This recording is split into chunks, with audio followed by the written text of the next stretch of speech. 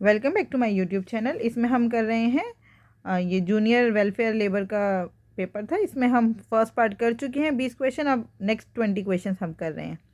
Question number 1, calculate the HCF of prime number 5 and 47। H C F मतलब highest common factor. तो prime numbers में कुछ भी common नहीं होता, तो इसका HCF होगा 1, है ना। 5 और 47 में कुछ यहाँ पे आपको दिख गया ना प्राइम नंबर्स, तो इसका मतलब उनका HCF होगा 1। और अगर हमसे LCM पूछा होता तो LCM सीधा सीधा इनको मल्टीप्लाई कर देते, 5 इंटू 47 बस।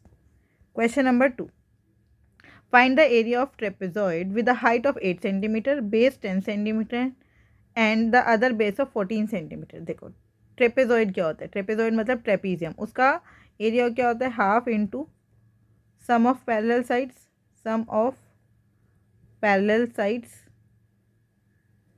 इंटू में हाइट। ये होता है ट्रेपीजियम या ट्रेपेजॉइड का एरिया का फॉर्मूला, एरिया। तो बस half into sum of parallel sides कितना है, हाइट 8 है, बेस 10 और दूसरा अदर बेस मतलब 14, तो ये पैरेलल साइड्स हुई। 10 + 14 24 इंटू में हाइट कितनी है 8, तो 2 12 12 8 से कितना होता है, 12 8 से 96। 96 is the right answer. Check भी कर लेते हैं।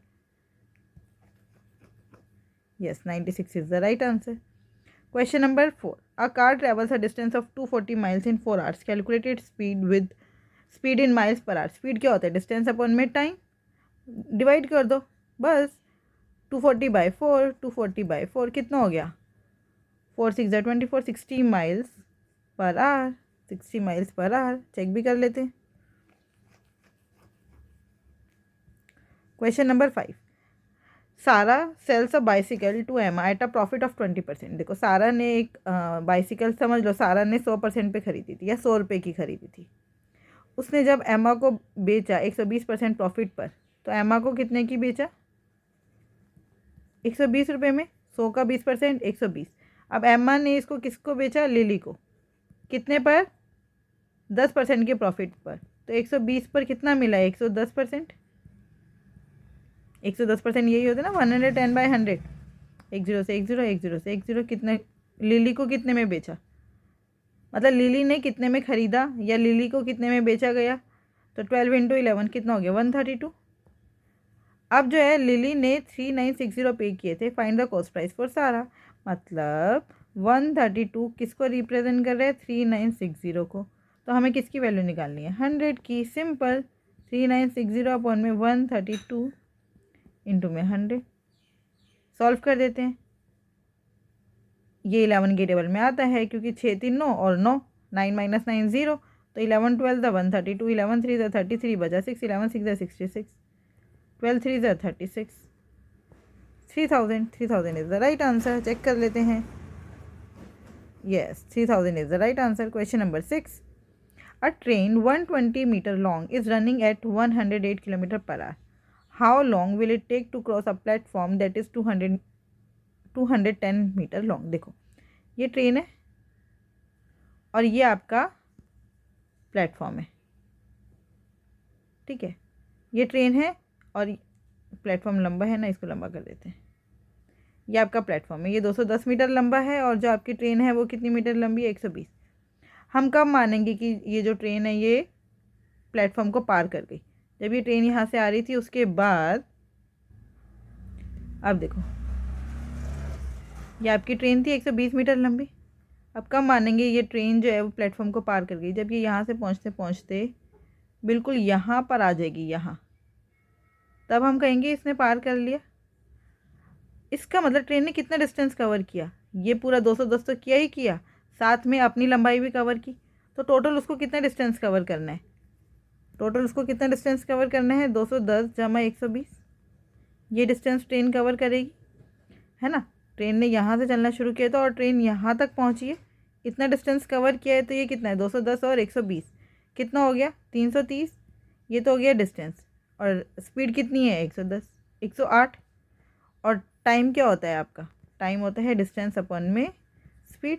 लेकिन ये है आपका मीटर्स में, ये है किलोमीटर पर आवर में। तो आपको क्या करना है, किलोमीटर पर आवर को मीटर पर सेकंड में चेंज करना है। आप किलोमीटर पर आवर को मीटर पर सेकंड में चेंज करते हैं तो किससे मल्टीप्लाई करते हैं, हम मल्टीप्लाई करते हैं 5/18 से। सिंपल। अब ये हो गया मीटर पर सेकेंड।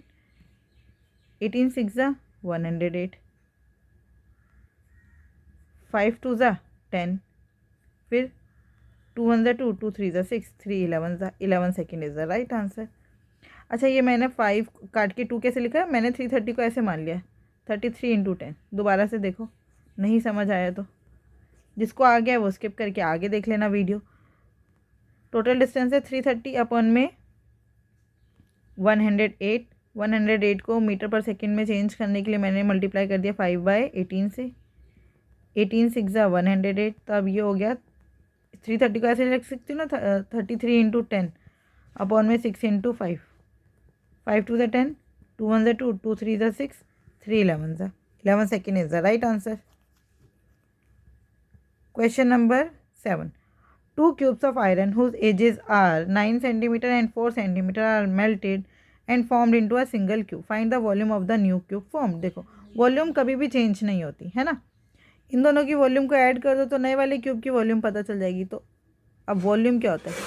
क्यूब का आयतन क्या होता है? 9 का क्यूब मतलब एच का क्यूब प्लस 4 का क्यूब, ये टोटल वॉल्यूम है। 9 का क्यूब, 9 9 ज़ा 81, 81 9 ज़ा 729, प्लस 4 4 ज़ा 16, 16 4 ज़ा 64, ऐड कर दो 9 4 13 का 1, 6 7 8 9, 793। 793 is the right answer. Yes, 793 is the right answer. Question number 8. Find the smallest integer that is divisible by 18, 25 and 36। मतलब आपको क्या निकालना है? आपको निकालना है इसका एलसीएम 18, 25 और 36। लोएस्ट कॉमन मल्टीपल, वही तो स्मॉलेस्ट होगा जो इन तीनों के टेबल में आता है। तो सबसे पहले 9 ले लो, 9 2 ज़ा 18, 25, 9 4 ज़ा 36। बस अब 2 ले लो,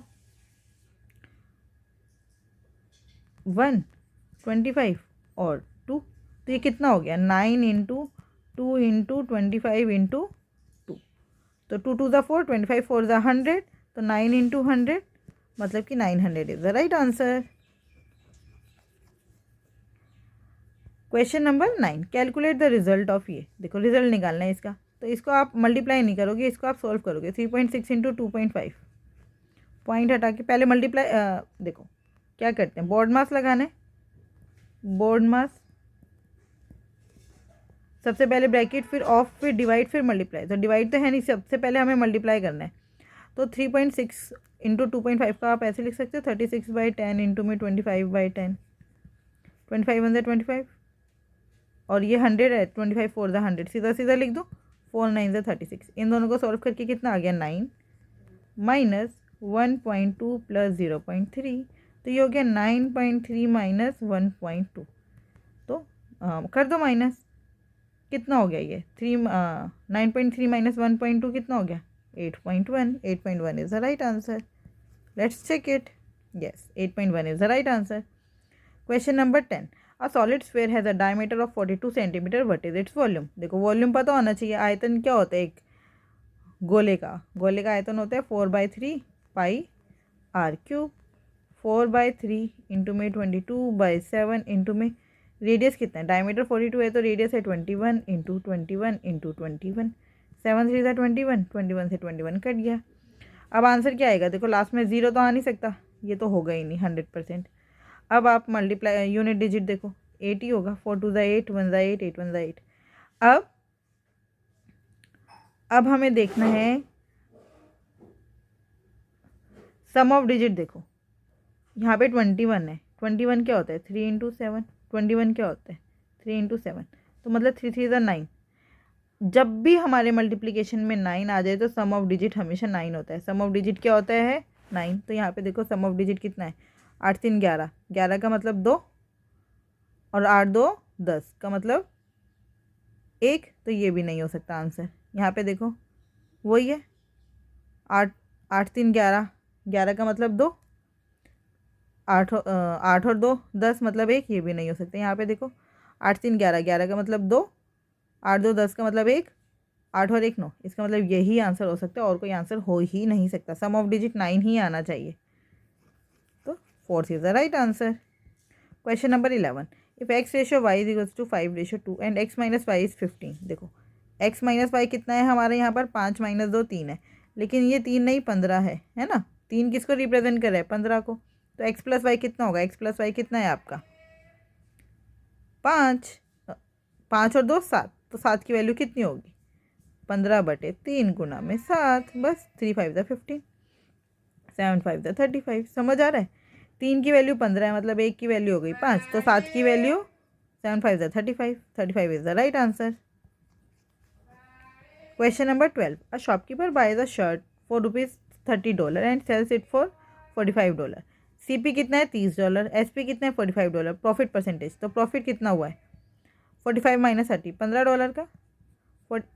प्रॉफिट कितना हुआ है? $15 का। 30 पर $15, 30 पर 15 कितना प्रॉफिट परसेंटेज? 15/30 गुना में 100। आपको साफ साफ पता चल रहा है 30 का आधा 15 मतलब 50%। 15 to the 30, 250 the 100, 50% is the right answer. 50% is the right answer. Question number 13, given the that A ratio B, देखो A/B कितने हैं? 6/11 and B/C is equals to 4/9। अच्छा, ये B और ये B दोनों बराबर होने चाहिए थे, तो हम A रेशो C आराम से निकाल सकते थे, तो बराबर कर लेते हैं। इसको 4/4 से मल्टीप्लाई कर देते हैं और इसको 11/11 से, है ना, तभी तो बराबर होंगे। 11 4 द 44, 6 4 द 24/44, और ये कितना हो गया? 44/11 9 द 99।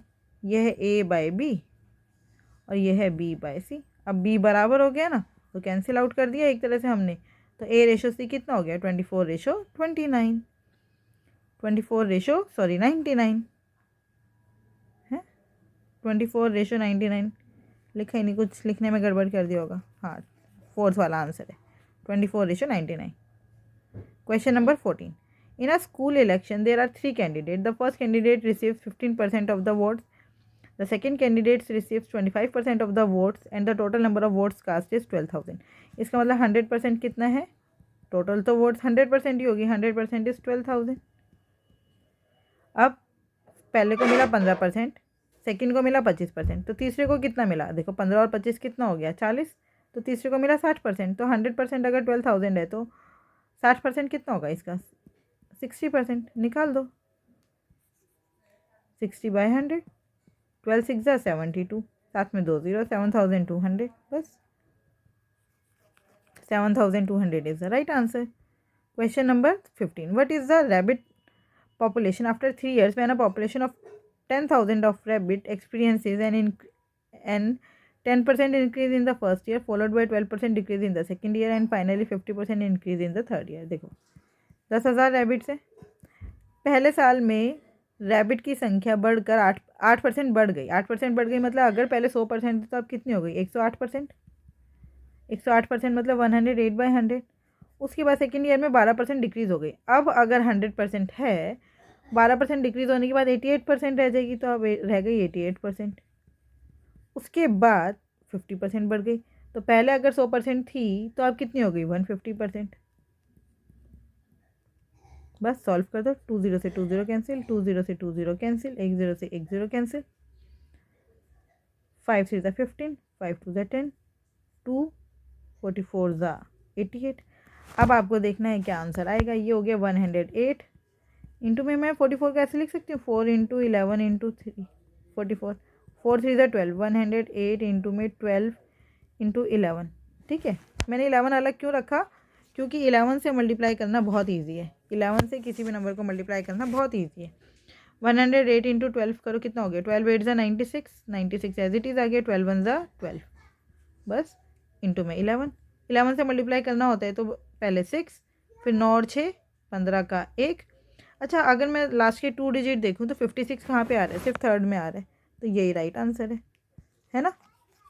बस 1 4 2 5 6 पूरा सॉल्व करेंगे ही नहीं। Question number 16, John rides a bicycle at the speed of 6 kilometre per our, 15 kilometre per our and 12 kilometre per hour for 3 equal distances. Calculate is average speed for a total distance of 720। Total distance कितना है? 720। Average speed क्या होता है? Total distance अपन में total time. अब time कैसे निकालेंगे? 720 को 3 बराबर हिस्सों में बांट दो, है ना, तो कितना हो गया? 240 240 240। उसने 240 किलोमीटर का डिस्टेंस कवर किया, पहले 6 किलोमीटर प्रति घंटे की स्पीड पर, फिर 15, फिर 12। तो टाइम क्या होता है? डिस्टेंस अपॉन में स्पीड। तो 240/6 प्लस 240/15 प्लस 240/12, 12 हो गया। कर दो सॉल्व। 720 अपन में 6 4 ज़ा 24, 15 के टेबल में 240 देखते हैं किस पे आते हैं। 15 1 ज़ा 15, बचा कितना 9, 15 6 ज़ा 90, 12 बस ये आ गया। 40 जमा 16 जमा 20 कितना हो गया 76, काट दो। 4 1 ज़ा 4, 4 9 ज़ा 36, फिर 4 1 ज़ा 4, 4 8 ज़ा 32, 180/19, 180/19 is the right answer. Yes, 180/19 is the right answer.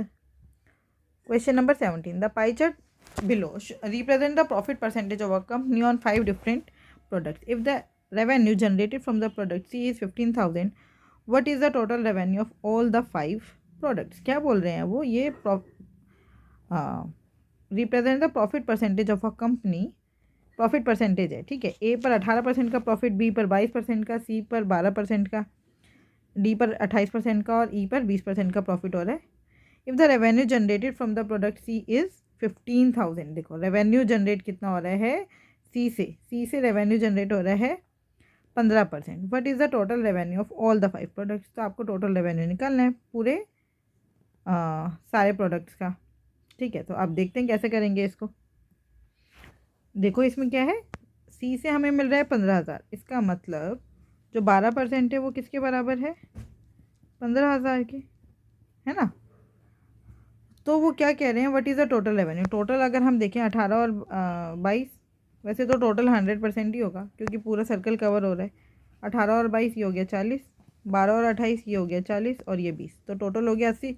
Total 40 और 40 80 और 20 100%, तो आपको 100% निकालना है।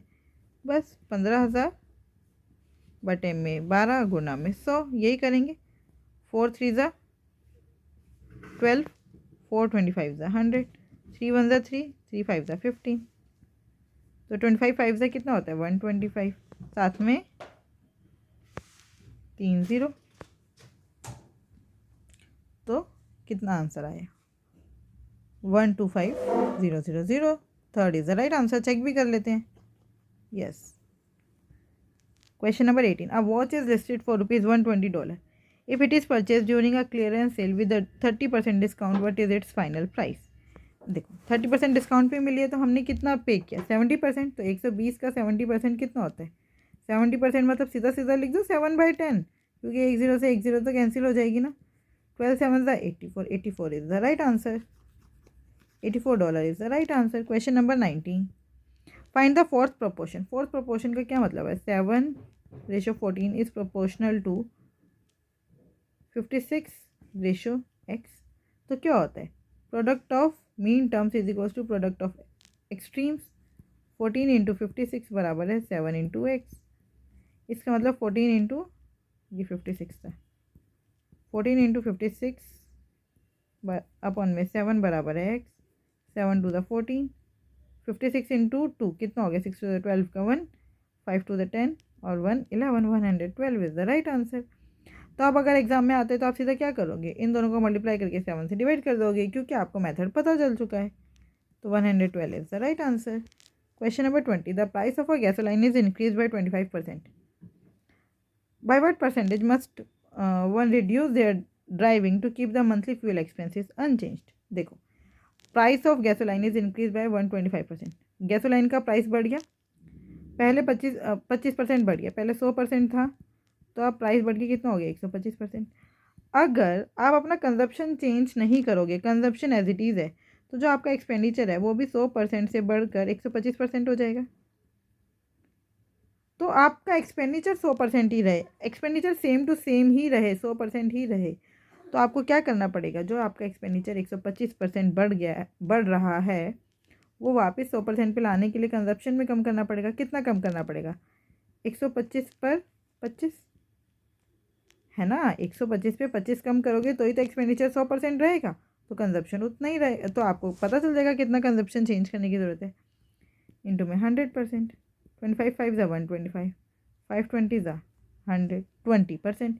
इसका मतलब आपको अपने कंजप्शन में कितना कम करने की ज़रूरत है, 20%। ये वाले क्वेश्चन बहुत इंपॉर्टेंट होते हैं, ध्यान से देखो।